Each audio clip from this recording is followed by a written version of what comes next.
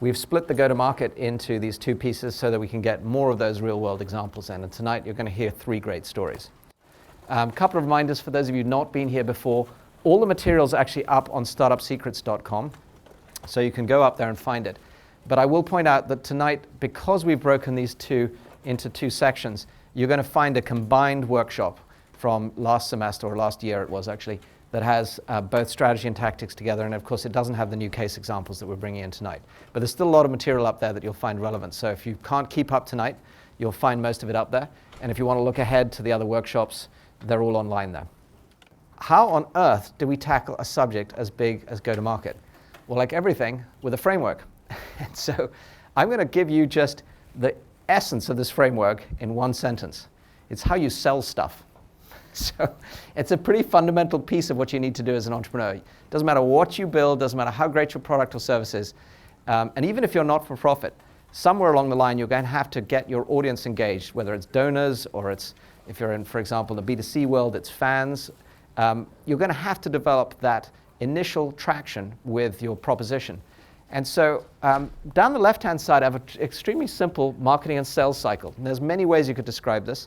These are just terms that will help you think about how you take a customer or a potential customer from being aware of you all the way through getting interest in your product or service, understanding what it is and how it could solve a problem for them, how to engage them in actually proving that, getting the trial that actually gets them down to the point where they actually want to purchase the product or service. And any one of those steps, by the way, could either be broken down or collapsed into a different set of steps that are unique to your particular situation. But the point is, there will be a series of steps. People do not walk in and say, okay, I know what you're selling, I just want to buy it very often.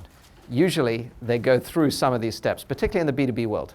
If you're dealing with the enterprise, it gets much more complicated than I've put up here, and you're probably going to have a lot more steps. If you're dealing with consumers, it's not as obvious what these steps are. People, for example, make decisions based on fashion or peer pressure or lots of other things that are hard to put up on a sales cycle like this. But there is a cycle, nevertheless.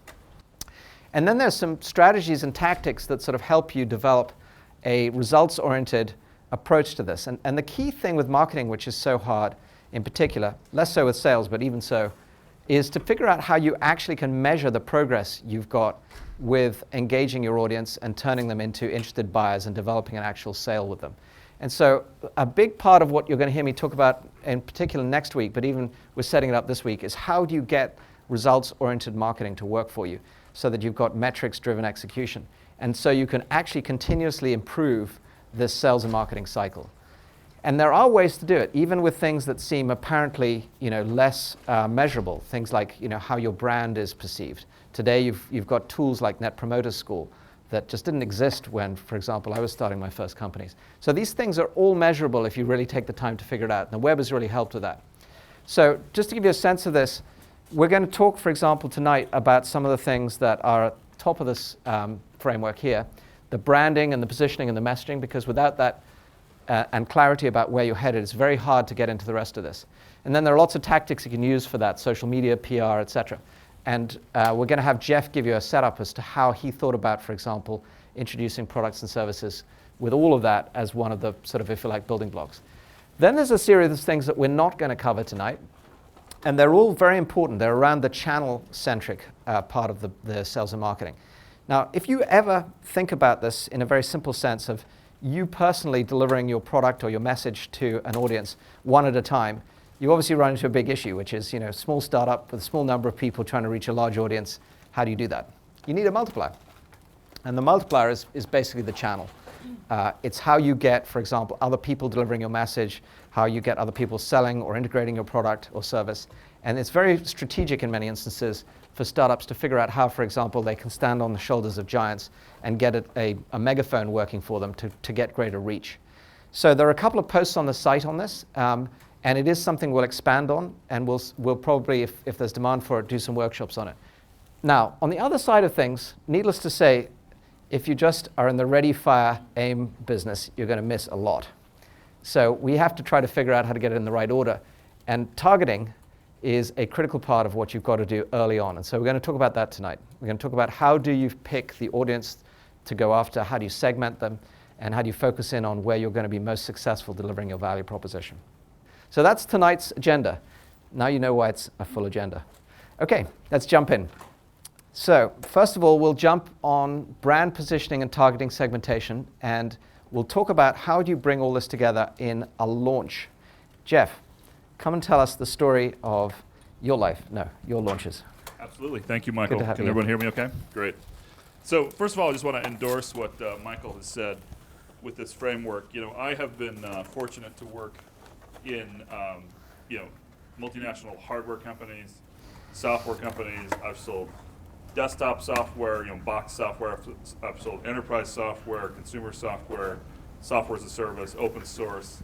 Been involved with a lot of different types of companies at various different stages, from really small to very large. And I got to tell you, if you, at this stage of your career, are planning on building, making a dent in the universe, or you just want to build $1 billion, personal balance sheet, and you want to do it in high technology, the frameworks that Michael is giving you are absolutely relevant. And over the course of your career, everything on those frameworks, both this one and others, will become very important to you, and you need to understand it. Now, for every company, the next new venture that you go and do, certain things are going to be more important than others. So you don't need to be overwhelmed by everything. You focus in on a few specific things.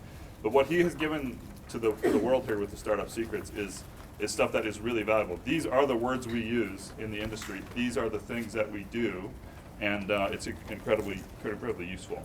So let's talk about launch secrets for a little bit. Now, I think every great product and every great company deserves a launch. And I've been very fortunate to have been part of many, many product launches, many company launches. And it's an incredibly powerful way of driving value around your business. Let's first talk about what is a launch when we're talking about a launch of something. Well, externally, it's a public announcement that secures widespread coverage in the press and in social media, builds your brand leadership position, really puts you out there as a leader in a space, and drives a significant surge in demand for your products. So that's what you want externally. So it's something that you do, an orchestrated set of activities that just launches your product or your company or both into the marketplace in a high-profile way. And not every startup ever achieves that, and it's too bad. And some do, and some don't. The ones who do have markedly more success than the ones who don't. And then internally, it's a way, particularly as you become a little bit larger organization, launches can be in a way of driving alignment that otherwise is really hard to do. And it gets everybody synchronized and working towards the same goal, and allows you to go to market and prepares yourself to go to market and be very successful in executing your go-to-market strategy. And so for that reason, launches don't just happen, in 72 hours. I've done some big announcements that we had an idea on Monday and we were in the market with it on a Wednesday, and it was really awesome. But most cases, your product launches, your company launches are going to be multi-week or multi-month efforts across a bunch of different people. So that's some definitions. Let's jump into the meat here and look at what can actually happen. So this is actually the results of a launch. This is Brightcove 4, which is a launch that we did back in 2009, right after I joined Brightcove. This is the headline that appeared on TechCrunch, on the homepage of TechCrunch, and you click in, you get here. And this was massively, tweeted out there. This was just one article of many. We had literally hundreds of articles that were published on that day in support of this launch. This happened to be Eric Schonfield, one of the lead writers at TechCrunch, and this is back in the day when TechCrunch was really the place where you wanted to get coverage. They've since, I think, faded a little bit from where they are, and other publications are taking their place. But this was a huge, huge hit for us. And what's fascinating about it is that when I came to the company as the new CMO, I asked, what are we shipping? What are we doing? What's the product roadmap? What's coming up? What can we go and talk to the market about? I want to make some noise. And the engineering team was like, well, we got a little of this, and we got a little of that, and this is going to be available here, and this is going to be available there. And frankly, none of it in isolation was that exciting. But what I realized is that if we took all the stuff that was being released in the software as a service model, because that's how we operate, so we're releasing stuff every week. But if we took all the stuff that was released over a period of time, and we bucketed it into specific themes, and we hit those and develop messaging for those specific themes, and we put it all together, we could actually launch it as a thing. So this is a launch that was made up out of whole cloth, to be honest with you. Okay, it was not like it was a big software release we were working on for a year. It was just the normal software delivery cycle of new features that are coming out all the time in a software as a service model. But we chose to actually bundle it up, a bunch of, of little bits and pieces, and make a significant launch out of it. Now, what's funny about it is that Eric actually was a little on to us. If you look at his article, he says, I'm not sure why Brightcove holds all this stuff, good stuff back until they can package it in a new numbered release, since it's a web-based service, which could just as easily upgrade on a rolling basis. But doing it all at once like this does highlight all the changes to the code base and shows why Brightcove is considered the leading web platform for professional use. So he asks a question, and then he answers his own question to a certain degree. And so I think that that was skating pretty close to the edge there, but actually that shows the power of great marketing when you can really build a message and tie something together and go deliver it into the marketplace. So we got massive coverage, we continued our leadership position, and we didn't have to change anything we were doing on the engineering side. So it was a very successful launch from that perspective, and we ended up doing Brightcove 5 as well. So what are some of the elements of a great launch? Well, first of all, timing is key. If you can find and anticipate waves of communications that are going on in the industry, whether it's Apple's developer event, or whether it's an industry event or something else, or somebody else's product launch that you want to be a reaction to, and you can spot that in advance, having an announcement appropriately timed before or after something else that's going on can be very, very powerful. And that's hard to do. You can't always do it. And sometimes you wake up and realize that you chose the launch date that's the same, happens to be the same date as the iPhone 6, which would be kind of rough because you're not going to get much coverage that day. But timing, if you can anticipate, can be really, really powerful. Now, influencers and customers are essential. You need to be able to pick some people in your industry who are the key influencers who people will actually listen to and get them on board in advance. And some of those should be customers, of course, who are going to be references for what you're doing. Why do you need them? Well, one, you want to validate your story and your messaging and make sure that it's on target. But when you go and talk to press and do pre-briefing, which is the next step, you want to be able to say, and it's not just me saying this, you should go talk to Fred. Fred is so bright. Everybody knows Fred is really smart in this area. You should go talk to him. And if he's already pre-briefed and they pick up the phone and call him, and he's like, oh yeah, this stuff is amazing, then that's a really good way that you can get credibility for your launch. So the pre-briefing is really essential. Pick one or more outlets that you want to go deep with. I say outlets meaning publications or blogs or people who have influence and reporters. And pick one of those and pitch them an exclusive is one way that you can do it. Or you can pick a handful and say, we're only giving this story to X number of press. So you got to converse with your agency and look at the norms in your industry and what the reporters will actually do. Some reporters won't take exclusives. TechCrunch back in the day at this time had a policy of no exclusives. They will not do any exclusives. And we found out that was true unless you were Brightcove, because we called up and said we have a really great story and we will only give it to you if you have an exclusive, and they said okay. So stuff like that happens. So don't go by what everybody's saying publicly.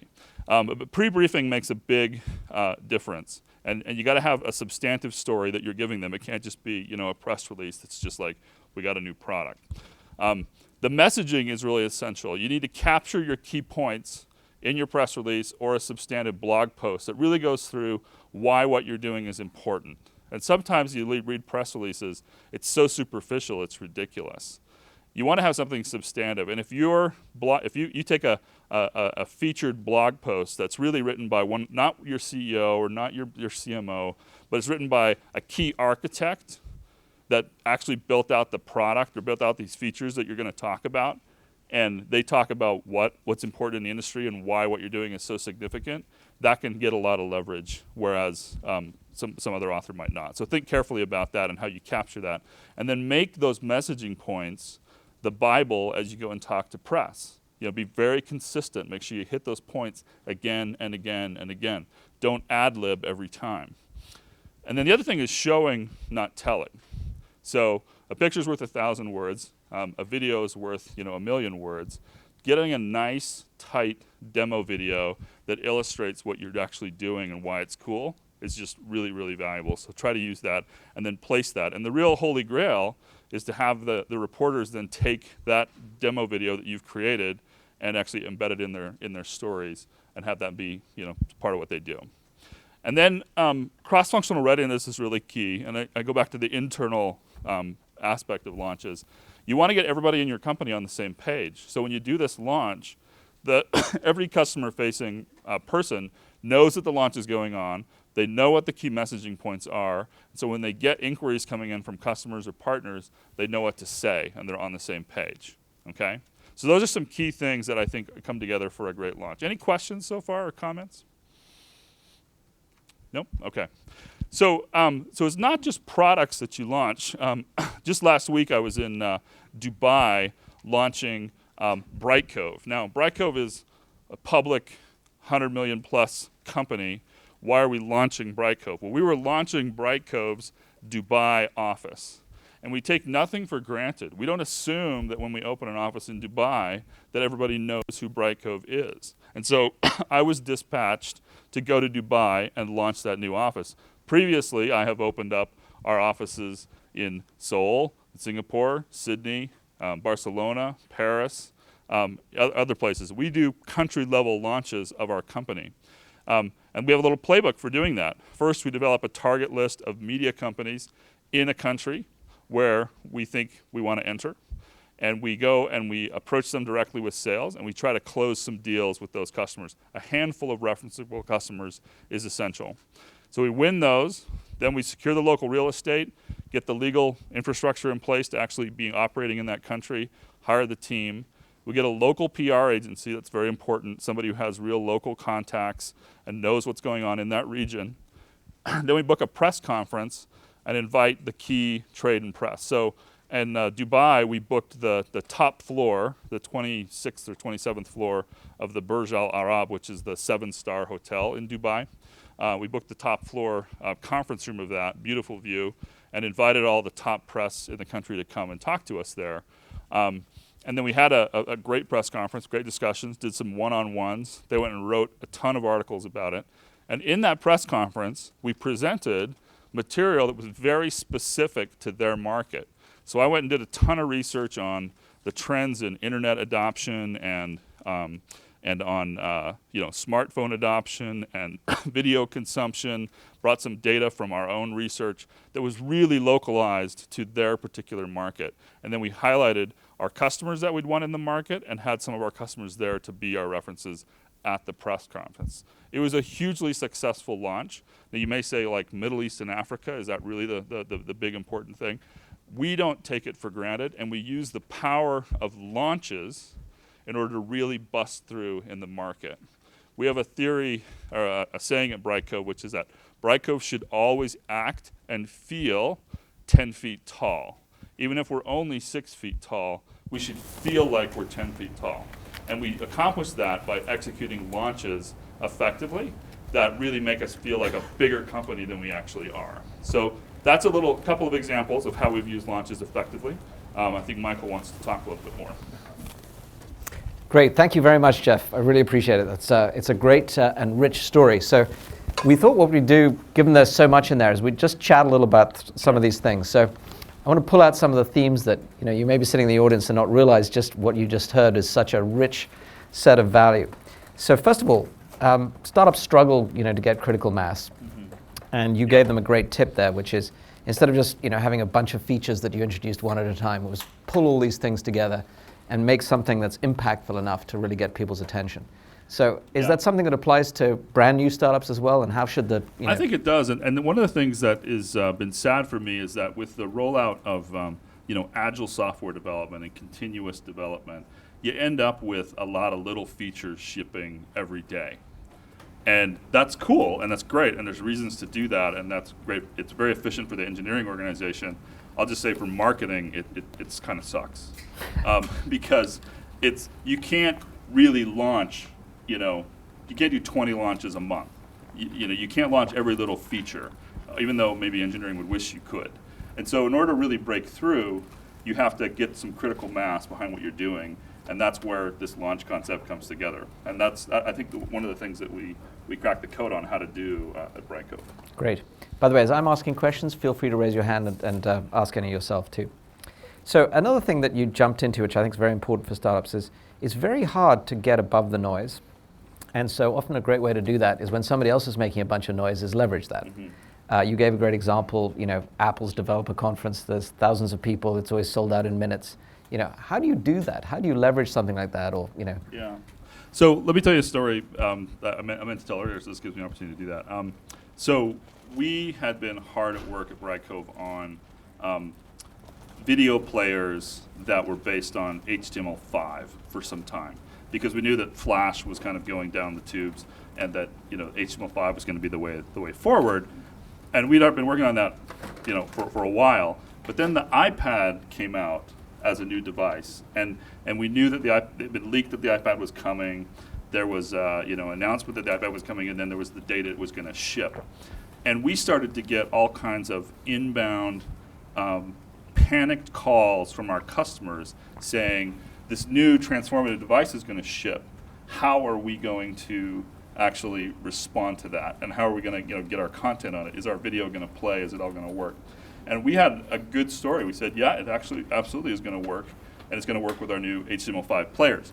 Now, what we realized after we got all these panic calls from customers was that the market was just hot and ripe for the story. Right.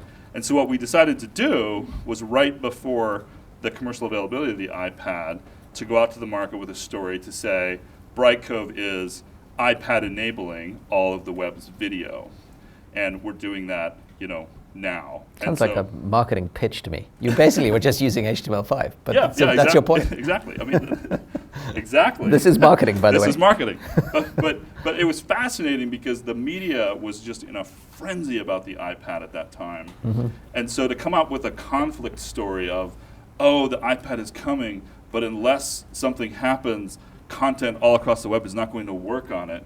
Yep. And all the media companies in the world are all worked up about it, was a really interesting story. I mean, I was on NPR talking to them about this customer demand for getting the content onto the iPad, and that just doesn't happen because of my good looks. It happens because the timing was right, and we had the right story at that time. Does that make sense? Yeah, it makes perfect sense. And in fact, I encourage all of you to think about that, because it's very hard to get above the noise when you're a startup with no brand. I mean, Brightcove has some brand, but there are great startups that do this all the time. It's basic guerrilla marketing, is they figure out how to feed off something that's already going on, where somebody else is creating the noise, and they insert themselves into it. Yeah, I mean, we just did this week, by the way. I mean, Chromecast, Google shipped Chromecast Open Developer SDK.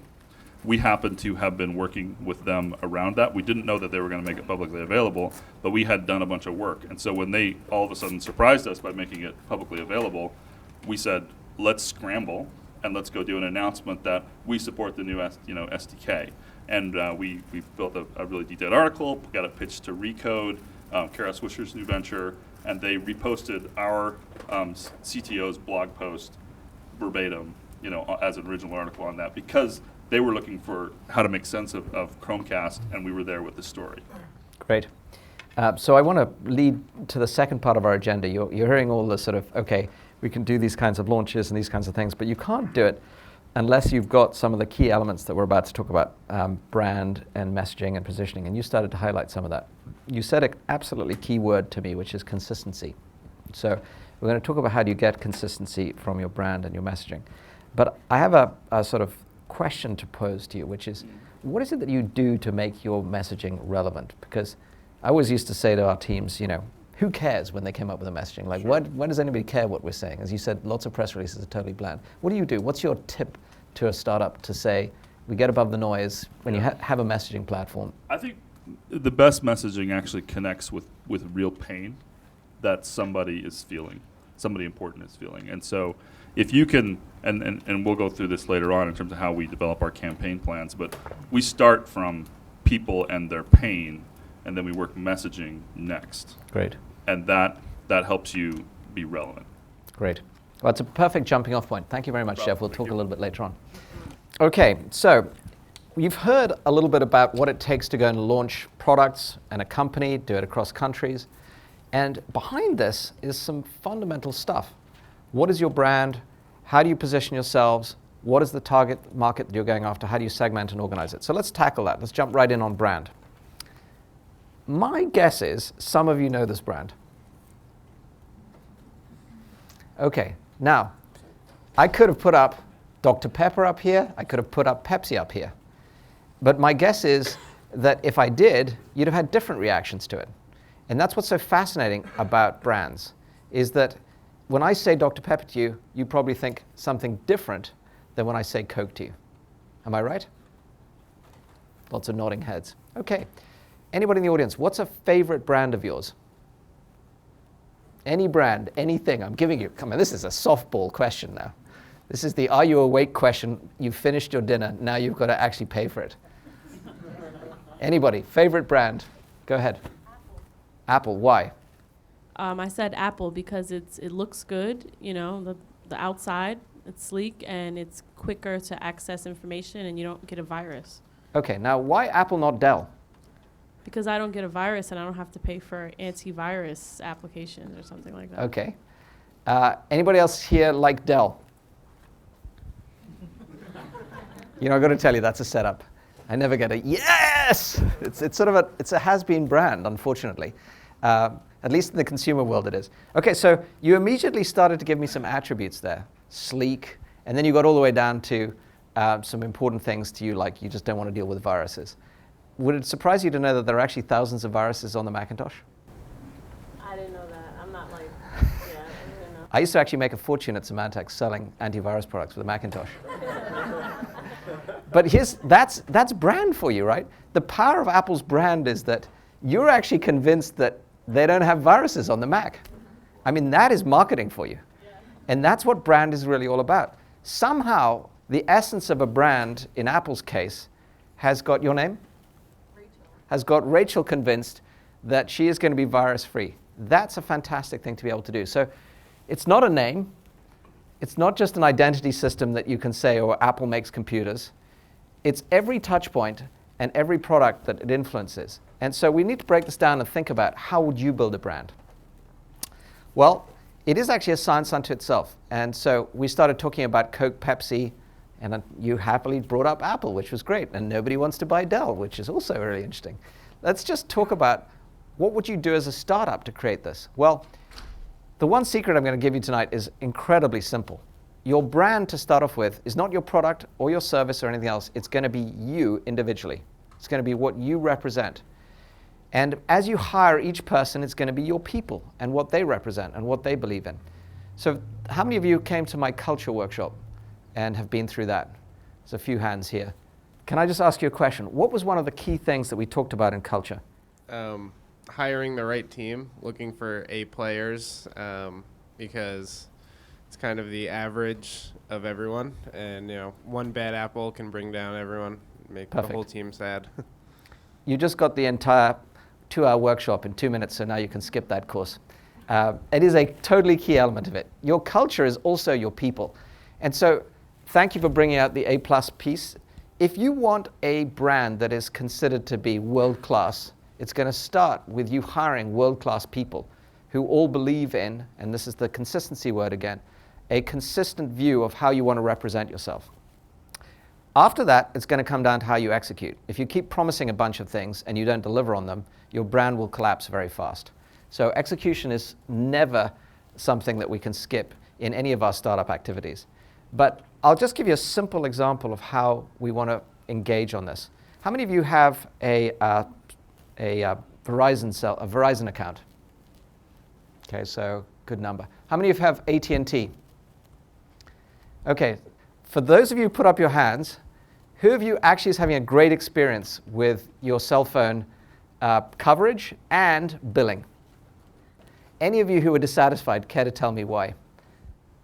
I'm just visiting here, so I got a T-Mobile prepaid, and the coverage basically sucks. So, I mean, it doesn't work in like half the places in the HBS campus even. So it's pretty bad. Yeah. So that's just a basic product issue.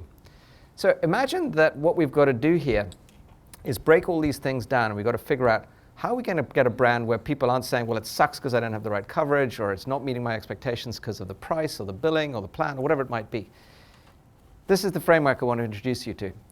First of all, you've got to decide what it is that you're going to have as a vision, what it is you want to do to change the world, to set out your promise, if you will, and to ultimately set an expectation for the customer.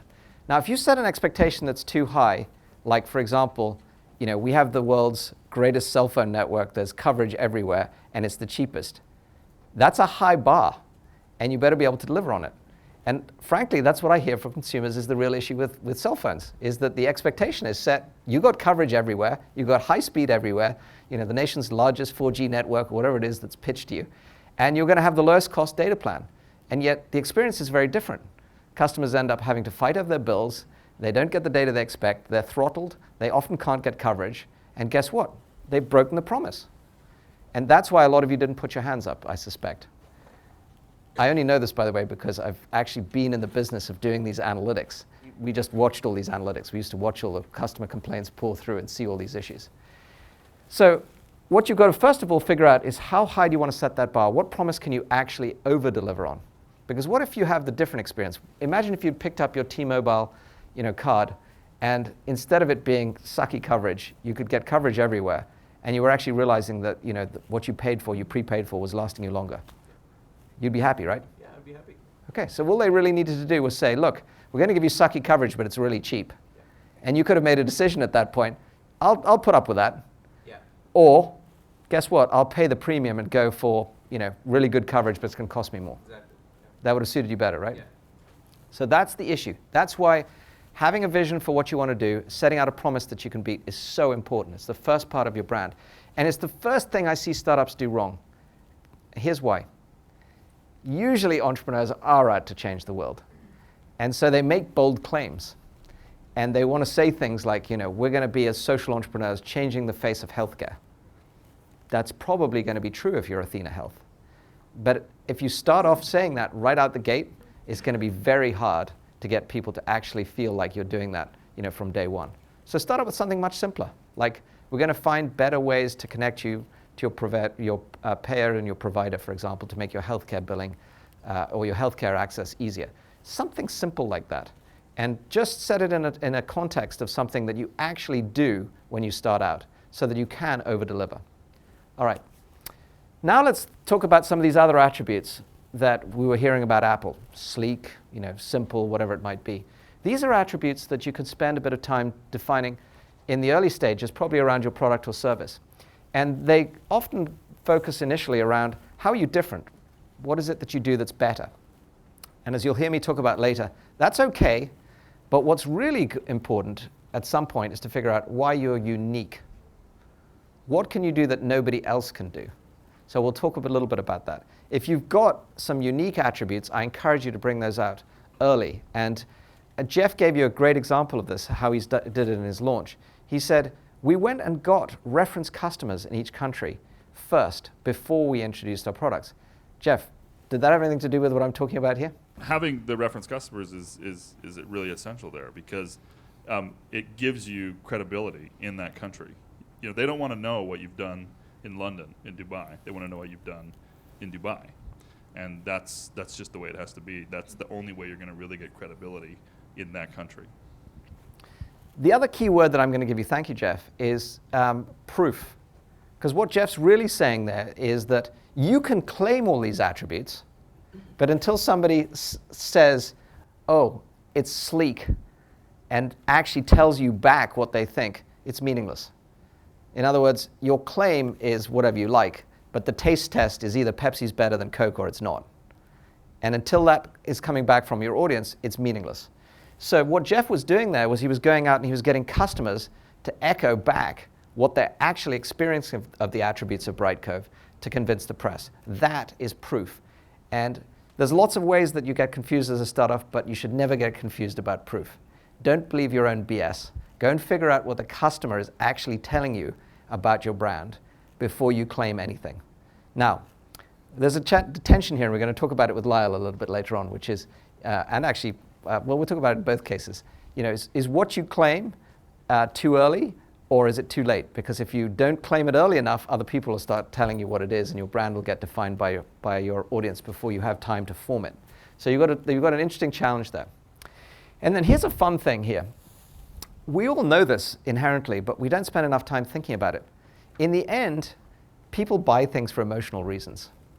For example, you're a fashionable crowd tonight, especially given that the weather was so terrible as it is. Everything you're wearing is in some shape or form individual to you. You picked it for a reason. You know, your yellow versus your red.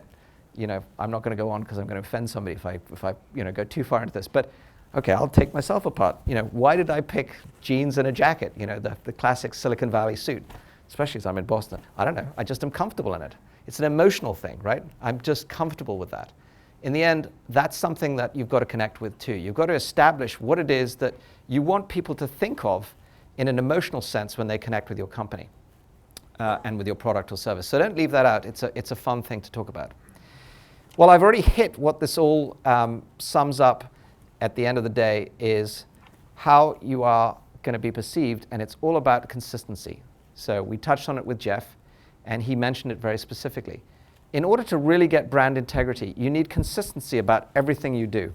It's in how you set out your agenda and where you are, for example, perceived in every interaction you have with your customer, and how those attributes are fed back to you. And they can be even as basic in the early days as your startup as how you establish a culture, for example, with interacting with your customers. So we've talked about some examples of where you have poor customer service. But one thing every startup can do with no cost whatsoever, other than just sweat equity, is quickly establish a particular rapport with their customers. Now let me pause for a second. I don't want to be absolute about anything because, as you know, I'm not a believer in that. You've got to find your own path. But I will tell you that almost every successful startup on my portfolio right now has extraordinary customer intimacy. So let's stop and think about that. This is a brand attribute, in my opinion. It's actually something that says you care about your customer. It says you, for example, want to set out an experience of connecting with your customers on a level that really is about understanding them and experiencing how they are working with you and actually acknowledging that that's important to you. That doesn't cost you anything. Every startup can do that. And it's just a matter of defining that early on and saying, that's important to me. And that will be something that you can be known for from day one. Now, don't do it if you don't believe in it. Again, I said to you, just because I'm experiencing that in my portfolio doesn't mean to say it's right for you. Maybe you'll be considered, for example, a low-cost provider. And it's cost that's important to you, and you're not going to focus on service. But whatever it is, these are things that, just like we talked about in your culture, you can establish very early on as a startup. And they can be critical to your brand. And if you keep reinforcing them, you consistently reinforce them so that they become something that people can rely on, i.e. they rely on the fact that you have great customer service or that you're lowest cost provider like an Amazon, then they actually associate your brand with that. So let's talk about Amazon for a second. How many people use Amazon here? Okay, lots. How many of you use it because it's low cost? Lots. How many of you use it because it's convenient? Even more. How many people use it because it's absolutely the only way you can access the certain book or a certain product? One or two. So there you are. We just defined Amazon. It's low cost, convenient, and for some people, it's the only way they can find certain things. Pretty great, huh? I didn't have to do much research for that one, and you just told me what Amazon's all about. By the way, Bezos would consider that cultural. For those of you who were at my talk, you'll have seen a picture where he literally took a door and made it his desk. And his point was, from day one, I want the culture of this company to be about cheap, low cost. We're not going to spend money on office furniture even, because we want to be the low cost provider. That is all the way through that culture, even into their cloud services. They're continuously trying to reduce AWS cloud services. For those of you here for the Andy Jassy interview that we did when he started that business, you can find all that interview online at Startup Secrets again. So that's a little bit of a sense of it. It's a big subject. You heard a great example of how Jeff was putting it into practice. But since we had Apple come up, and it's still one of the most famous brands in the world, I want to give you another startup secret. It's one I've started to hint at, but it is super important. Start how you mean to end. Why? Well, this was Mike Markkula's statement of Apple's marketing philosophy back in 1977. They did, and they managed to get it down in a statement here. And one of the things that was really interesting is that they created some verbs here that were very emotional, like empathy. Whoever thought about empathy as being something that you'd have associated with a brand? Well, Apple did. They truly want to understand customer needs better than any other company. If you go and look up Jobs quotes, I can tell you somewhere there's a quote. I can't remember exactly what it was, but it was words to the effect that the customer is basically always at the heart of their thinking. And if the customer doesn't like the product, it's their problem. It's Apple's problem, not the customer's problem. And if the customer can't use it, it's Apple's problem. And that's a fundamental part of how Apple got so focused around building what in today's terms is one of the most powerful valued brands in the world. But the particular word I love most is impute. Does anybody know what impute means? I didn't. What's that? Okay, so impute is a really interesting thing. People do judge a book by its cover. People impute value from the minute they see a package. Now, I used to have this term, I called it NPG, New Product Glamour. When I opened any product, I wanted to feel right away that this was exciting, that there was a glamour associated with this product. Apple does that, even with its packaging to this day. You feel like when you're opening this thing up, there's this imputed value in the way they've put the product together, in the way you touch and feel it, how sleek it is, etc. And a lot of people are nodding here. That's a key part of their brand. And so what I'm really saying to you is, think about how to define this early, because it's going to last a long time.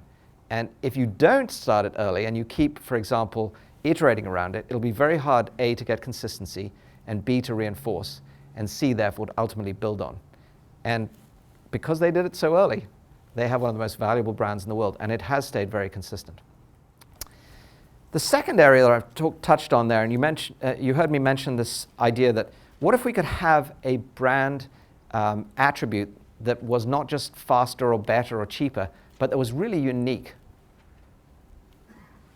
How valuable would that be? Okay, does any of you have an example of a brand that you think is unique in some regard? Again, a softball question. You could give it to me in fashion terms, you could give it to me in technology, whatever. Anybody? Go ahead. Patagonia clothing. And what's unique about it to you? They really put an emphasis on their environmental impact at the expense of the cost of the item. And they actively tell people not to buy their clothing because it's better to own the jacket that you already own rather than buy a new one. And Fantastic. yeah, it's pretty remarkable because it makes people go out and buy more jackets at the same time as telling them not to. It's reverse psychology. Yeah. It's working perfectly. And the fact is, you can clearly articulate that to me. I mean, that was very well articulated. And so it's clearly working. It's getting through. Their messaging's working. Okay, so let's think about Patagonia and let's figure out what is it that they're doing so well there. They're doing the first thing we wanted to highlight. They're occupying a distinct place in a potential customer's mind. They're saying, we not only make great clothing, but we do so in an environmentally friendly way. And by the way, as a company and a set of products, we value the environment, and so we don't want you to just keep buying. Now, in the technology world, those of you who've been in my value proposition session, it's not as easy as that, because people have all sorts of attributes that they pay for in technology. And they pay for example, features, they pay for functionality, they pay for whether it's integrated with things well, etc. There's just many things. So the framework that I'm encouraging you to look at here is available on my site. I'm not going to go into detail, but it's about finding a way to express what you do in terms of who you target, why they might be dissatisfied with another approach, what your product does that's different, and how it does it, and it's very specifically meeting a complete need. So that's the basic essence of it. Again, as I said, this is all on the site. It's very well covered in the value prop session. But I said we wanted to get to unique differentiation. And in the technology world, what I see most entrepreneurs do is assume that's technology. Well, it might be. But actually, in many instances, it's not. It might be a business model.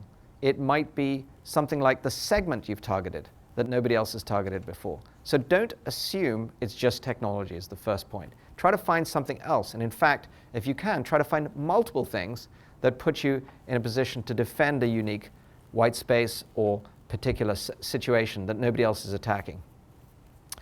These naturally lead to barriers to entry. And again, they're not just technology. For example, if you come up with a business model, as Google did, to basically make money out of advertising as opposed to selling software, you are very disruptive to Microsoft, who's been making millions of dollars out of the Office products, and suddenly finds themselves with a competitor offering them for free because their business model is advertising. You can't fight that.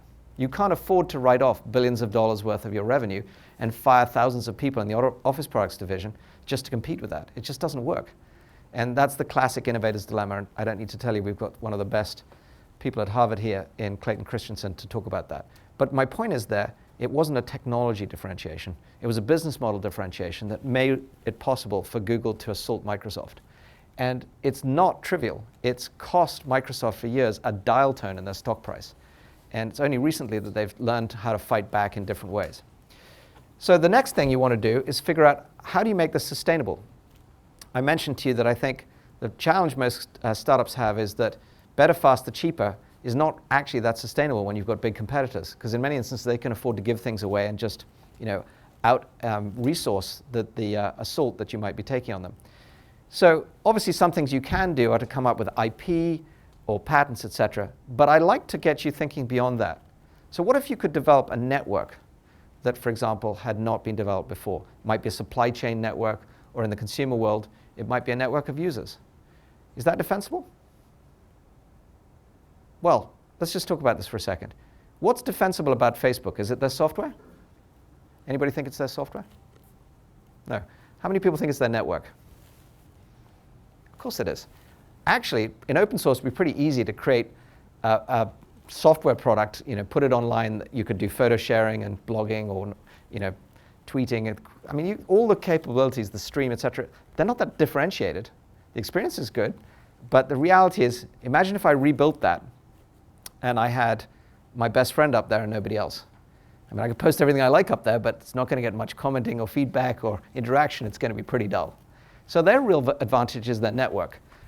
And if you stop and think about this, most of the interesting plays on the web actually are not software. For example, things like Yelp, it's the reviews and the data that's behind it. But think about Amazon for a second. We've been talking about it. Why is Amazon so differentiated? I would say anybody could put up an e-commerce site today. But what they did really well was they figured out one-click buying and how to get people to just zip through what would have been a painful checkout process in a physical store and make it virtually instantaneous. That's differentiated. So we've got to find these things. We've got to figure out how do we make them sustainable. But because we're at Harvard, we're going to put it in a 2x2. And what I'm going to try to get you to do tonight is just think about a couple of basic ways that you'll set out your differentiation. So the typical thing I see in startups is the sort of high-low graph, and somewhere positioning, for example, how you might be attracting sort of fitting yourself into the market space. What I don't like is how people pay little attention to the axes. And actually, I think the axes choice is critical. So let's build this up for a second and tell you why. Faster, better is basically the usual choice. But what if we could come up with some real barriers? What if we could actually define how competitor B cannot move into this box where D is? Or competitor C, try as they might, cannot move over to attack this white space that's up in this top left corner, top right corner. How would we do that? Well, let's talk about it. I'm from the software world, so I'm going to give you two examples. I could easily say that a company like Demandware, which is one of my investments, that we got started with, was just a better e-commerce system. But in reality, the founder who was here last week told you a story about he'd already done e-commerce, and he realized the real problem was that it was not scalable, and it was too hard to operate, and it was too expensive for retailers and merchants who really were focused on merchandising, what they should have been doing, and didn't want to handle the IT. So he put it all online. He made it software as a service. Okay, now we're talking. What if we have on the axes here, on-premise in the cloud? That's a barrier. And let me tell you why it's a barrier. Although we don't necessarily understand it, I'll just tell you that to create a product that sits on-premise for people is actually pretty differentiated in an architecture standpoint to one that you take into the cloud. When you take it to the cloud, in order to get shared resources, you have to do something called multi-tenancy. You also have to figure out how to keep everybody in sync on releases. And yet, there's another tension. They actually need to be able to customize these things. Gucci doesn't want to look like L'Oreal. And Louis Vuitton does not want to look like Hermes. They want to differentiate everything. So that's very tough to do when you're running everybody on supposedly the same stack of software. And that's what makes this barrier really hard to cross for companies that are, for example, legacy on-premise companies versus SaaS companies. So there's an example of now two axes that will quickly differentiate you, for example, from a technology standpoint. Another one might be, for example, closed source versus open source. Very big differentiation. One is very open and extensible, built by a community. The other is proprietary and you guard everything. Very big barrier to cross. Changes whole business models. It's the difference between Sun Microsystems that is not even in business today and Red Hat that is a $11 billion market cap company. So my point to you here is try to pick real axes when you're thinking about what it is that you're going to differentiate yourselves on that are not just faster, better, cheaper, and that actually can help you define a white space where when you get to occupy this, it's really defensible, and it is a space that will enable you to build something of value. Again, a whole subject. Happy to continue to build case examples on this, but hopefully you've got some sense on it. Before I go on, any questions on that one? Okay. Now, this is my personal favorite for the night, and it sets up our next two guests. I've already given you the clue to this. Lots of people in the entrepreneurial world believe that speed is their core advantage, me included, but only to a certain point. If it's ready, fire, aim, we're going to lose an awful lot of resource by trying to figure out where it is that we're going to actually hit the target. And yet it's amazing how many people are focused on one thing. And much as I love lean methodology, it's not the only thing, and that's MVP. So I'm sure most of you are familiar with the concept of minimum viable product. What if your minimum viable product is absolutely perfect, but you have no idea who it's targeted at? How are we going to do? Not very well, right? We're just going to beat around the marketplace until we bounce it off the walls and figure out where it hits. And worse still, there's a big danger that we'll probably end up trying to change our product because we think the product's the issue. And we haven't figured out that actually it's the targeting. So this is where we're headed for. In the ideal world, we'll find the disruptive business model that I've been talking about, something like SaaS or open source, a disruptive technology, something that changes the game, and a new market and go-to-market approach. That's kind of the perfect startup storm, if you can find all of those three things. And when I'm evaluating investments, I'm looking for at least those three, and usually I won't find more than one or two in a startup, and I'm happy to work on finding the others. But I ultimately want to know that I can get to at least an intersection of two of them, if not three of them. And it's a perfect way to think about how you, at the initial stages, as you formulate your business, could lay out a framework. And so let's dig in. I've already given you a sense of this. The things that actually it impacts are not just product market fit. That's the MVP piece. It actually impacts your packaging and your pricing too. For example, if you're going to do B2C, then your packaging and pricing is going to be very different than if you're going to do enterprise. Easy and obvious to state. But there are some fundamental things that will change, for example, if you're going to sell to government versus non-government. Government doesn't care about pricing as much as they, unfortunately, and that's why we all suffer in our taxes, but they care a lot about things like security and compliance and how you can actually service and support them and whether you've got clearance and all these other things. So if you're going to target the government market, you better know it because it's going to impact your product packaging and pricing and how you deliver it. It's also, for example, going to impact distribution. You can't even sell to government organizations without having clearance. And there are specific channels you have to go through in order to get to government markets. Now, lest you think I'm stuck on government, I'm not. Let's talk healthcare for a second. Healthcare is one of the most complex markets to attack because it's very hard to understand who the ultimate buyer is of anything and what the value chain is that's going to deliver that service to them. So the minute somebody says healthcare to me, the first thing that's going on in my head is not, is there a product market fit? It's actually, how are you going to reach the market in a cost-effective way? So this is extremely important. And then, of course, you've already heard this beautifully articulated from Jeff, so I won't carry it anymore, which is you've got to figure out how to get your messaging and communication to actually hit that target segment. But to state the obvious, if you don't know what the segment is, you're never going to hit it. So they all depend on targeting and segmentation. And what we're going to do tonight is talk a little bit about that. And I'm going to bring Jay up. If you wouldn't mind, Jay, come join me in the chair here for a second. Now, in order to make Jay at home, we're going to give him a little bit of a chance to talk about what he does. And I'm going to give you the framework for that. So for those of you who haven't been to the value prop class, we talked about 3 Ds and 4 Us. How is your product in some way discontinuous in its innovation, defensible, we talked about some of that tonight, and disruptive in the marketplace? And then what is it that it's hitting in the way of needs? What unworkable needs, what unavoidable particular problems, and what urgency is there for it? And then finally, as I've started talking about, what is underserved in the market opportunity? So Jay, let's jump in here. I'm going to give you the clicker so you can lead in, tell me the story about this. Tell us a little bit about patient identity and what your value prop is, and then we'll get into how you're targeting it. So what we're doing is starting very simple, and what we're building a network, and our network is essentially a communication network. So if any patient goes from one facility to another facility, then everybody in that network will be notified. So if I'm a primary care doctor and my patient goes to an ER, I can get a ping, and therefore our company's called PatientPing. So we ping anybody who's in our network whenever they go to any other provider in that network. Okay, great.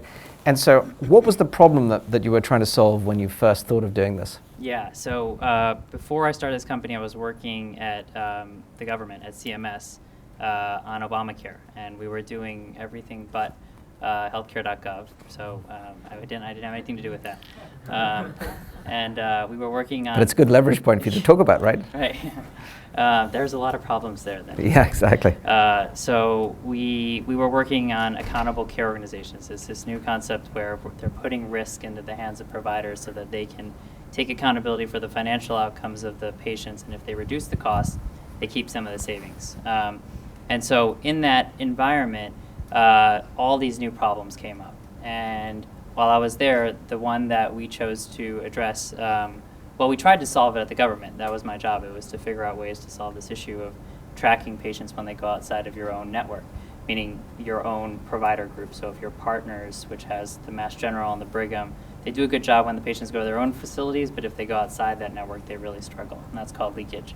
So we tried to fix that at the government. I presented to the states, which are building these things called health information exchanges, where they can talk to one another, but nobody was really doing it. So we saw that there was an opportunity to do something very different and start from the ground up to build a network that would address this problem in a sort of radically different way. So it's a real problem. It's a big problem.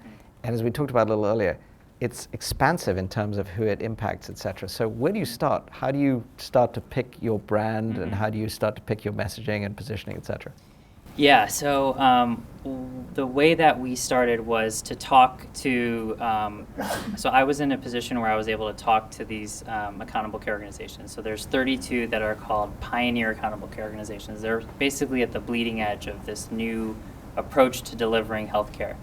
And I called all 32 of them, and I said, is this a big problem for you? And they said, yes. And I said, well, is this the current state of the art? And they said, yeah, that's pretty much it. And I said, does it suck? And they said, yeah, it's terrible. What if we did it this way? And then everybody said, oh, that's kind of interesting. That would be great.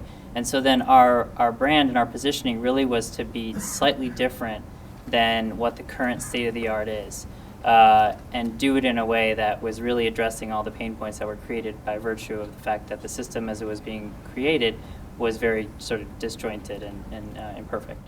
Okay, so let's try and challenge ourselves a little bit on the framework. So what in the market is your initial segment that you're going to target?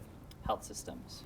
And within health systems, who is it that you're going to target? It's accountable care organizations. And within healthcare, accountable healthcare organizations, who's the actual buyer?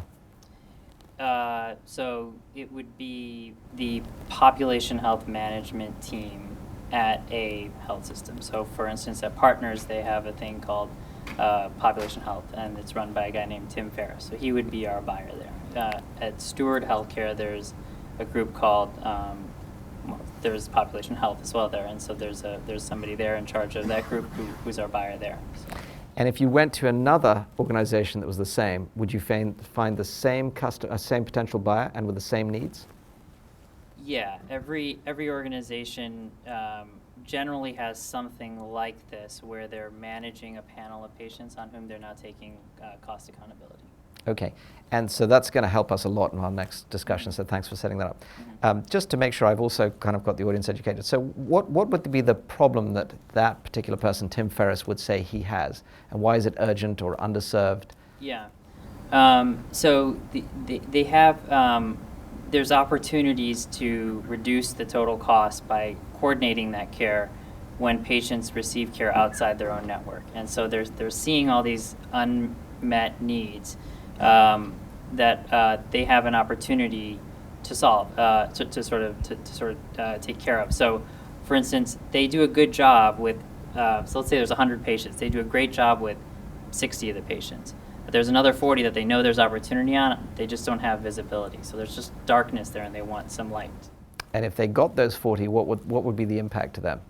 It's ROI. It's ROI. bottom line impact. Okay. Yeah. So, and if you take them all the way down to the bottom, what will be the ROI that you think you'll provide them, and how long will it take them to get it? Yeah. So we're trying to deliver 10 times the value of what we're charging for. Excellent.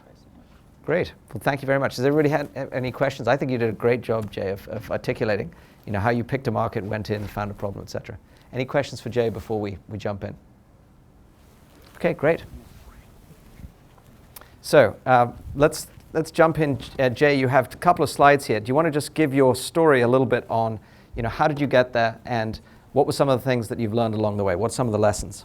Yeah, sure. So,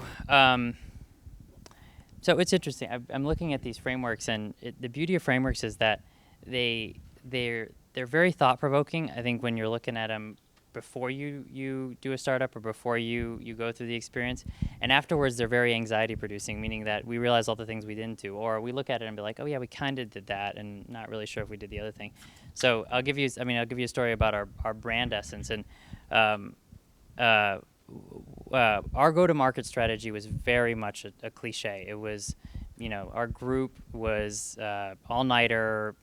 Things were breaking the night before. There was ramen noodles. It was just a total cliche. And then we launched the next day, and we were very nervous. And all of a sudden, we started getting feedback from our users. And we had one very large customer, and we have about 15 smaller customers. And our large customers started using it, and they were saying things like, oh, this is really great. This is very simple, and I get it, and it's very easy to use. And that was when we realized that's our brand. And we didn't even know that we were consciously doing that. But I'll give you another example of how we sort of found out what our brand essence was. And the point that you made earlier about, it's the team, it's the culture, it's really what your sort of core values are, being what your brand essence is so true. And that's because, I'll give you, another example. There was a guy who we were thinking about hiring. We were going through a bit of a trial period with him, and he said a few things and did a few things that clearly were compromising some integrity in terms of managing and maintaining the security of our data, because we're dealing with patient data. And it's like you don't really know that that's a core value or that's so important to your brand until you're experiencing it. So this, when you get that, like your lips kind of curls and you sort of feel this contempt, you're like, no, like that's not what we want. That's absolutely not what we want. That's when it's like, oh, that's our brand. And so it just sort of comes to life as you're going through the experience. And so, we've thought through it since then of what is really our brand, and it's about simplicity, it's about quality, it's about clarity, and it's about value and integrity. And we've written it down now, and we have sort of our value statement. But as you're going through it, one of the things that we realized is that we're probably reactive to a fault. So I have some slides here. This is about how we think about go-to-market. And pre-market, and for a long time, it was me telling the story that this is what we're going to do. And I tell potential employees, I tell our customers, I tell investors, I tell everybody, this is our vision, this is what we want to do. And until you're actually out to market, it's still your story. But once you're out to market, it's now their story. And the moment you can have somebody who says, I'm using PatientPing, or I'm using this thing and it's a great service, it's still your story. And that's, for us at least, it was getting to that point as quickly as possible. And so now, whenever people come to me and say, well, what is this thing that you're doing? I'll say, well, talk to these other guys who are already using it, because and that is so much better of a sale than me trying to explain what our vision is, because pre-market, it's really just a vision that you're selling. The other, I have a few other points here, which the market you're going to is really going to be unknown until you go to it. And our customers, I love our customers, but I also really hate our customers, because, I mean, I love them, but there's a lot of things about them that I hate. And it's healthcare, and healthcare is the worst. They're so messy, and people move really slow, and they're big bureaucracies, and nobody makes decisions, and nobody's got technology. They're all operating at Internet Explorer 7 still. It's terrible. But I love them because there's so many problems. There's so many things that we can solve for them. And so we had this vision. We had this great idea, and we went out to market with it. And the twists and turns it's taken since it's been out there it's constantly changing. It's constantly shaping. So we're now struggling with this question of defining our brand. And Michael made a good point, is how do you prevent them from shaping what you want your brand to be? And it's something that we're struggling with now. For instance, there's a big customer that we're very excited about hopefully bringing online very soon. One of the people went into the primary buyer's office and said, hey, did you hear about the thing Jay's doing? That's not a good thing for us. We don't want me to be the brand, and that's what it is right now. We want it to be, did you hear about what PatientPing is? And flipping us to, did you hear about the thing that Jay's doing, to this is what PatientPing is really hard. That's extremely hard work, because then that's creating a presence that's consistently executing. It's delivering that message time and time again, where reliability, quality, integrity, all that stuff that we're sort of using to define ourselves. It's not about me anymore. And they all know me because I was working with them on the other side of the contract when I was at the government. And I don't want that to be what our company is all about. So I'm meandering a little bit, but the last point I have to make is to start simple. And the only way that you're going to be able to get people to capture your story, because like I said, pre-market, it really is about selling your story, is if they can just grab it and then make it their own, and then start sharing it to other people. And so we've spent a lot of energy on making what it is that our solution is very, very clean and very simple. And as when thinking about kind of your positioning in the market, what's your brand as a startup?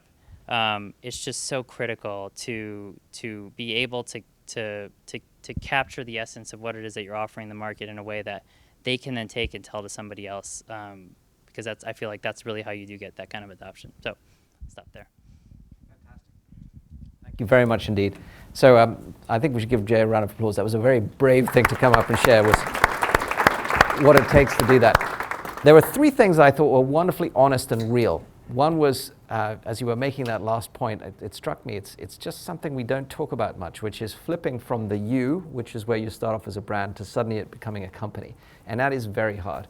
And where you are is, I think, a great place for us to catch up with you at some point and say, well, so how did you do that? Because I'm sure you will, and it'll be great to tell that story. But it is very much about what we were starting to talk about earlier, which is taking the framework and establishing some key attributes and then consistently reinforcing them and making sure that everybody in the company can share those, so that it's not just Jay who walks in and gets that credibility, it's everybody in the company who gets it.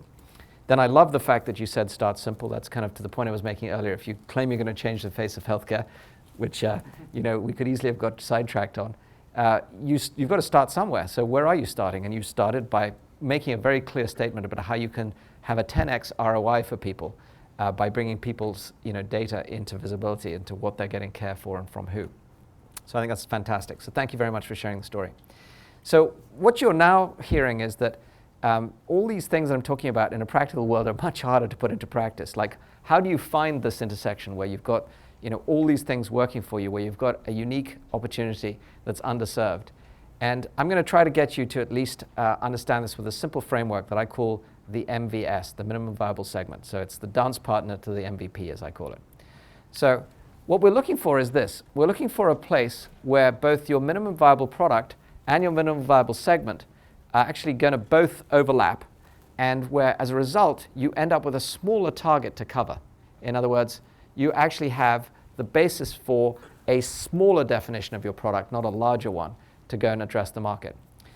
And here's the key thing. The segment is about a common set of needs. So you heard me ask Jay about this. If you go from partners to the next healthcare organization, will there be a common set of needs? If he'd said no, I'd know we have a problem. And this is typically where things go wrong. People typically think about segments as, well, it's banking or finance. It might be. But it actually could be something as basic as people have a need to process invoices or expenses more efficiently. Well, that works across many different industries. And it could be applied to any particular, for example, domain. But it probably applies more to a certain size of company. And so your segmentation might be by size. So how do you figure out what the segment is? Well, it's really back to this keyword needs. If you can get customers who have the same sets of needs and you keep delivering on them, so that when you're sitting next to somebody, they say, hey, you know what? I really like those snow boots I bought, because guess what? I've never been so warm and comfy and cozy as today. And it's the first experience I've had that. And you know that somebody else just walked in through the snow with you, and you can see that they've got leaky shoes, not picking on anybody here. Then, guess what? That's a reference.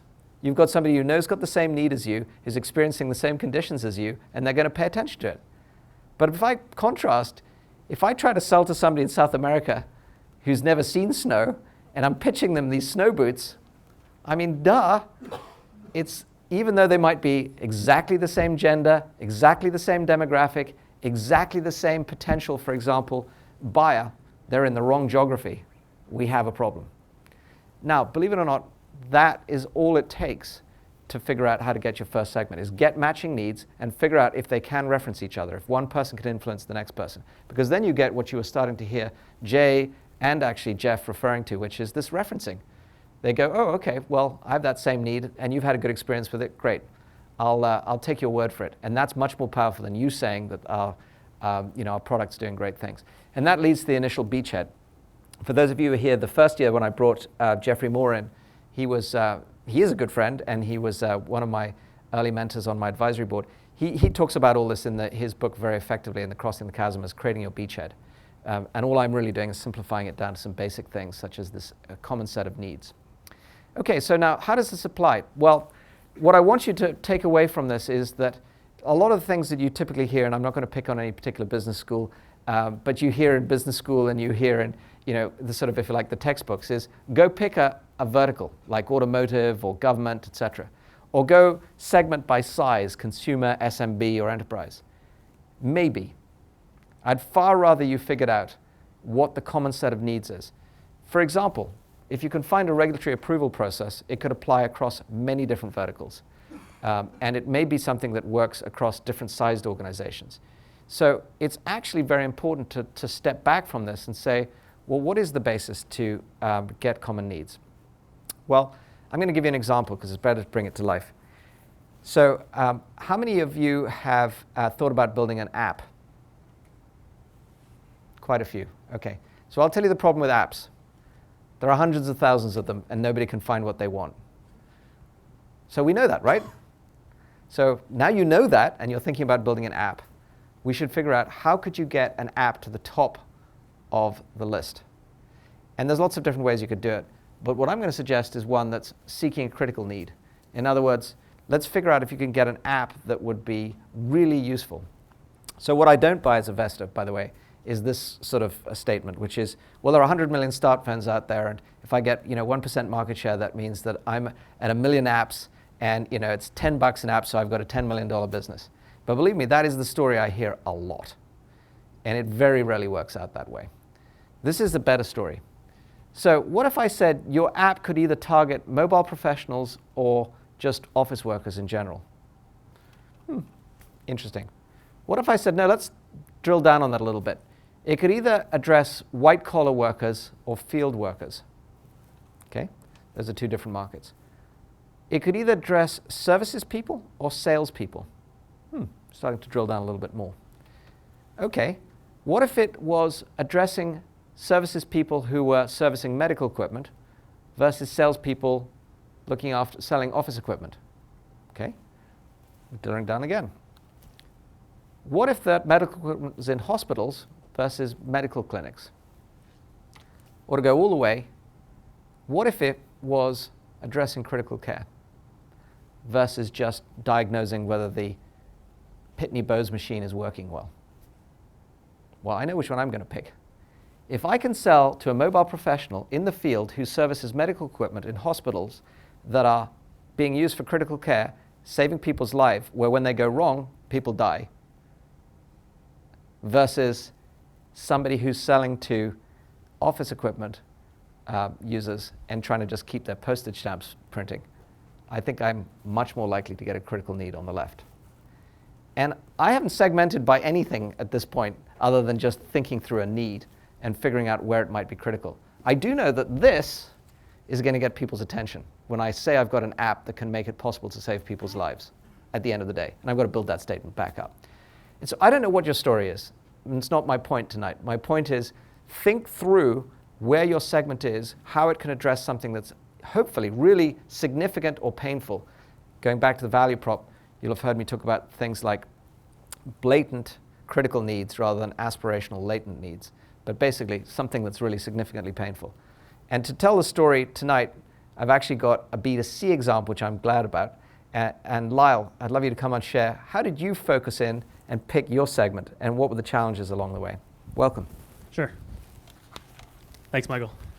All right, good afternoon, everyone, or good evening at this point. My name is Lyle Stevens, co-founder and CEO of Splashscore, and we are an influencer activation engine for consumer brands, but we have a very large B2C component. We're a two-sided marketplace, which makes your go-to market strategy very complicated. You have to pick one or the other.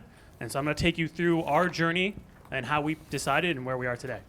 And I'm going to do this using startup vitamin lessons. I don't know if you guys are familiar with startup vitamins, but you will be after this.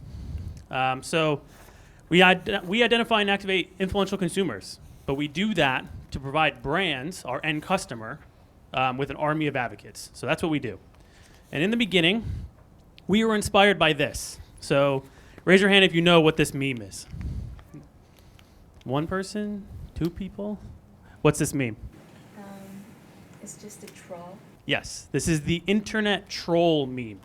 And I have two younger brothers, and at the time, one was in middle school and high school, and they were competing to see who was the better troll in their high school. And I came home for Thanksgiving, and they were arguing who the better troll was.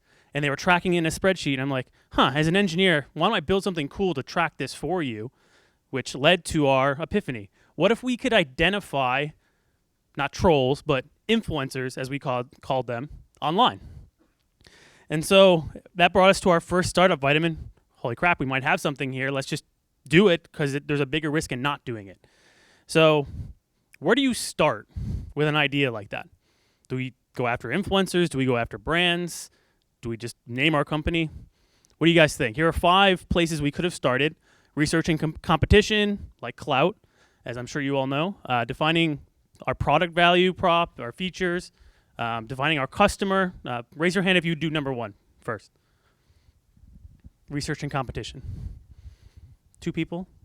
Raise your hand if you would define your product first, number 2. A few more people. Number 3, define your company name, value. Okay, one person. Target customer, number 4, if that's your first thing. Yeah, most people. Okay, and then how to reach your customer, your channels. Yeah, you can't do that without the customer first, right? Well, we didn't do that. We should have, and that's one of our big lessons. We decided to just pick our name and our value as a company. And we made it very simple. We had an idea, so we took the word idea and epiphany, respelled it, and called ourselves Epiphia.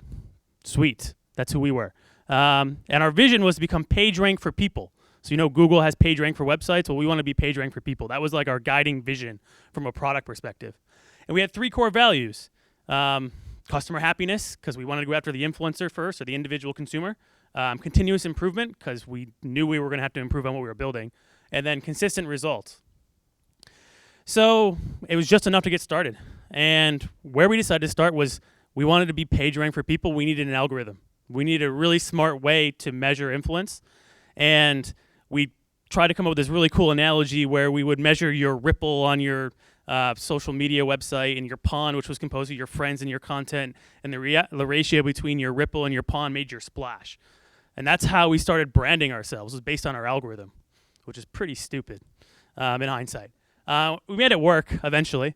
And And we did make it more transparent. We were trying to make this more a better way to understand your influence online across any social network. So the lesson here is you need to begin somewhere. Begin anywhere, because you're going to learn as you go. So now that we defined our company, our name, what would you do next? Well, we start with our product, as I led to.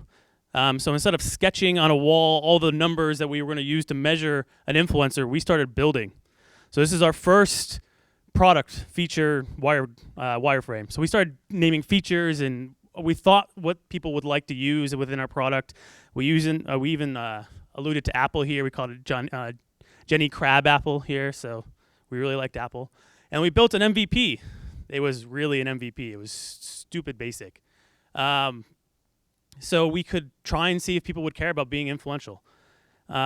We designed it to stay within Facebook, so that was our first channel, was going after Facebook as a Canvas application, because that's where people were spending most of their time. We didn't want to change their behavior.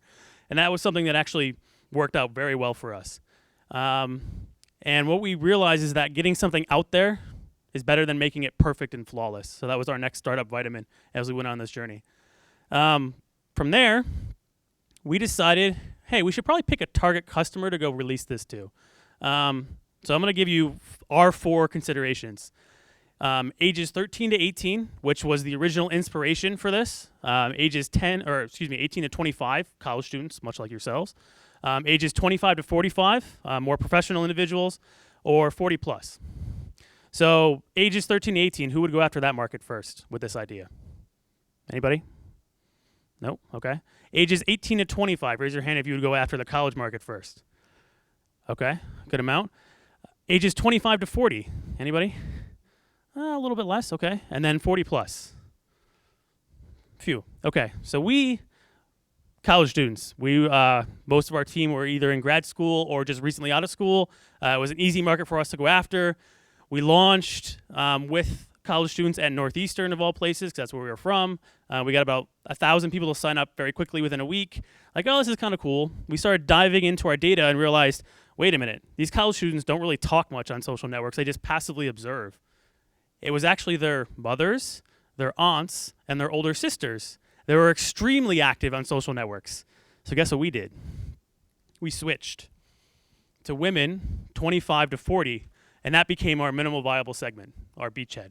We literally built a list on Twitter of women who had the phrase SAHM, stay-at-home mom, in their Twitter profile. Built a list of 5,000 of them, tweeted at them, hey, Helen, wouldn't it be cool if you could get rewarded? We started changing a little bit what we were doing for being good at Facebook. We got 1,000 people to sign up doing that, just brute force. And that became our first persona, Household Helen.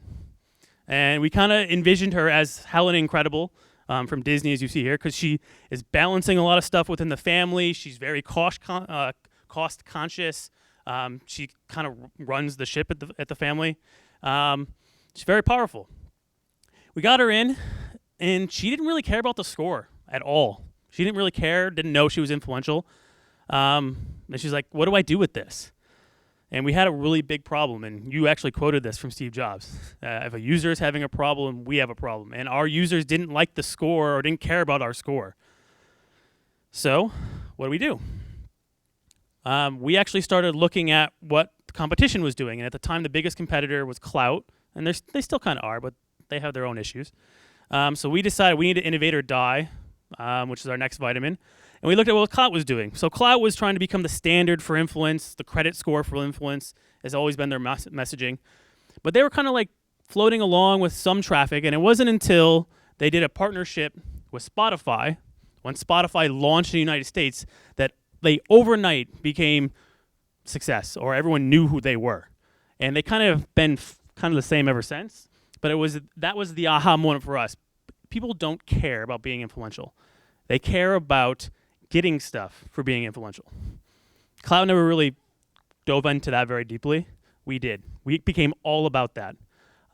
So we rebranded from the influencer or the consumer perspective to be make a splash on Facebook, score free rewards.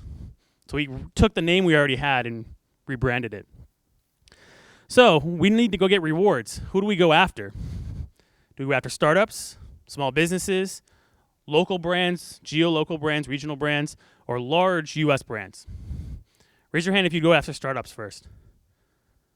Okay, nobody. SMBs, who would go after SMBs first? Like pizza shops, coffee shops, that kind of thing.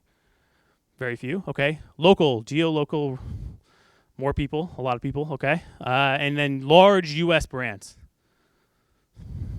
About half and half. So we wanted to go after US brands, large, national, global 200 brands, but not the number one player, usually the number 2 and number 3 player who's trying to catch the number 1 player. And the reason was we could always go backwards to local brands, but once you start doing local brands and SMBs, you can never go the other way.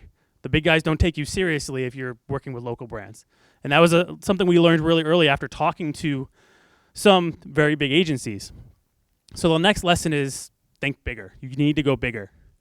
So from there, we decided, okay, we're going after large consumer brands in the number 2 or 3 spot who are trying to catch. So it's like Reebok trying to catch Nike, as an example. So we're going after brands like that. How do we get there? Well, you need to start thinking like them and talking to them. So we did a lot of interviews, tons. We had a lot of friends working in agencies in the marketing world. We just sat down with as many people as we could. And we developed 2 personas, Marketing Molly and Agency Amy. Those are the 2 people we go after. Marketing Molly is typically a digital director within a large consumer brand who is trying to figure out new ways to reach consumers and get their messaging out in social media. Facebook's their number 1 channel. And thankfully for us, Facebook just tweaked their EdgeRank algorithm, so organic reach is now plummeting, making us even more of a need for Marketing Molly. Agency Amy works for Marketing Molly. Agency Amy only cares about looking good to Marketing Molly and doing things that are simple and easy.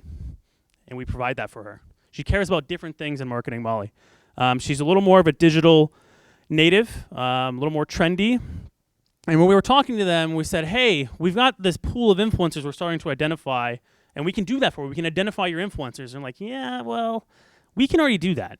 We really don't care about identifying influencers, but we have no clue how to actually activate them to drive real value. We're like, all right, so let's focus in on that. And we started looking at all the other people out there.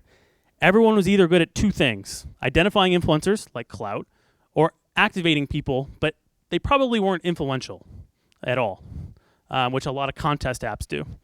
And so we tried to fit in that white space, as Michael mentioned earlier, of identifying and activating influencers. We wanted to build an activation engine. So we rebranded around that. So we dropped Epifia completely, became just Splashscore. So that's what we go by. We deliver brands, or we help brands deliver engaging content to individuals on social media who actually trust it.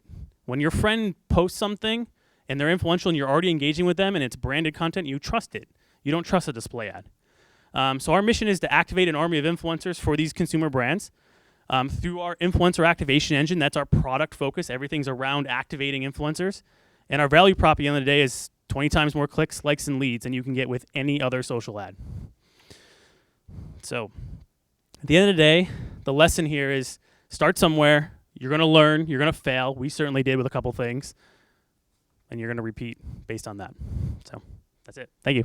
Thank you very much for sharing that. Again, a very real-world example. Yeah, absolutely. And for those of you who don't know, Lyle is over at Northeastern, and it's great to have you here sort of sharing sort of another view of how these startups get built, because there's nobody who's got the right answers here.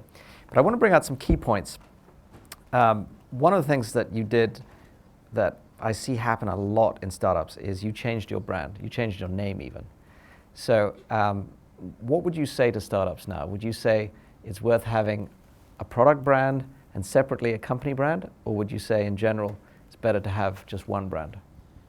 For us, it's definitely having one brand. We tried doing Epifia as the brand for brands and going that route, and then having Splashscore as our product, and you're building 2 brands simultaneously, which as a startup is very hard, very expensive. And all I will say is you've heard it here, and I see it all the time. As a startup, you need to do a few things well, and trying to build 2 brands is really hard. So wherever you can, just a simple startup secret for you is pick one brand that can be both your company and your product. And if you think about most companies who've been successful, they're almost invariably exactly that. Now, when you get really big and you get to be Apple and you can have products that are iWatch, or hopefully, or i something, then maybe you can afford to do it and you get associated with that. But it's very hard for a startup to do that. So second thing is, you mentioned something very important, which is how you used competitive analysis to figure out what you might do. How important was that in your influence in the end of where you went? It was very important. So Clout had first mover advantage in the influence marketing space on us. And we were watching what they were doing very closely because they made some, what I would call critical errors along the path. Becoming a credit score and just measuring everyone you can made a lot of people angry. And so we knew we didn't want to become that. And when we saw their traffic and their spikes around key partnerships with other companies, we knew that that's the answer. So they were kind of like our own testing bed. It's like, oh, we didn't have to learn that lesson the hard way. Well, let's just watch them fail. And it worked. So I think one of the great things about that, just to draw it out, is that often your competition has actually gone off and done a whole bunch of stuff that you don't have to pay for. So you might as well learn from that lesson. Exactly. Okay. Next thing you talked about was obviously what did you do to pick your target segment? And you bounced around a bit on that. And you were nice enough to share honestly what you did, and you ended up in a very different place. What would you do differently now, and how would you apply this concept of minimum viable segment? So before even building an algorithm or a product or any feature, we would have just went and talked to who we thought our customer was going to be. We didn't do that at the beginning. We should have. We thought, we'll look at other products they're using, try something, put it out, and then see who uses it, as opposed to going and talking to them first. So that's lesson number one for us, is we should have done that. We also focused only on the consumer first, where from an engineering perspective, we probably would have done that the same way, but we should have still talked to brands sooner than we did. Right. We waited too long to start talking to them and what they cared about, and it made a big difference in terms of where we put resources, how we built the product, how we positioned the product, all that kind of stuff. So. And you're also honest enough to share something that I see a lot in startups, which is that you've got two potential audiences. How did you pick one, and what was the importance of that? So, this was literally almost like flipping a coin for us, because we realized that, we needed rewards eventually to bring in more influencers, which is how we grow our business now. So we need more brands to grow influencers. We also need enough relevant influencers to have enough brands, so you need both. We just thought we could finagle getting influencers first, and at the end of the day, even supplement or pay for our own rewards to keep them happy as we built critical mass so we could get a big brand.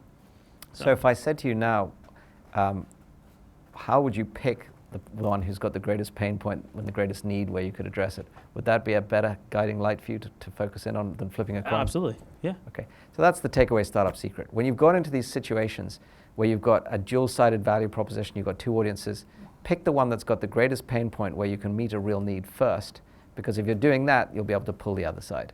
And flipping a coin is one way, but I happen to think the other is probably a better way. All right, great. Thank you very much. It was really great. Great story there. All right, so we're really lucky to have these examples, and I'm very grateful to our speakers. And I'm going to try to just bring it to a conclusion here to give you guys a chance to ask some questions of all of them. And I find it very hard to pull any one thing out of such a broad subject, and yet there is. And it is just one thing. Don't be afraid to focus. So in everything we've talked about tonight, if you could pick, for example, one starting point of which particular target audience to go after, or one particular pain point to start with, or one particular brand attribute to build on, or one particular channel to reach them, or one particular segment to go after, any number of these, it's all about one thing, which is focus. Unfortunately, it's almost invariably the last thing that startups are good at. Because remember what I said earlier? You start out trying to change the world, and so you have these grand visions, and so you're just desperate to try and prove that you can go after so many things that will make such an impact. The trouble is, I'll just give you this one thought. Would you rather expand on success or contract on failure? And honestly, most of our time in the boardroom in startups is dealing with this very issue. People went too broad, and so they're busy having to cut back to figure out where they can get started and actually get some traction. Whereas if they had just started really, really, really focused and got some success, and started building on it, it would have been so much easier. Simple lesson, but so fundamental. So next time you're thinking big, first ask yourself where you're going to be successful and how you'll build on it. And imagine the pain of, oh, what if I go too broad and I actually have to cut back? That is just so much harder. So thank you very much. I want to say that this is a hard place to end because it's halfway through the workshop. And I'll give you the preview, therefore, that next week, we're basically going to take all this and we're going to go through the marketing and sales cycle. And we're going to talk about how do you drive to market and actually turn this into practical tactics that make it possible for you to get traction in your marketplace. And we're going to have some fantastic speakers. So looking forward to seeing you next week. And thank you very much for joining us tonight.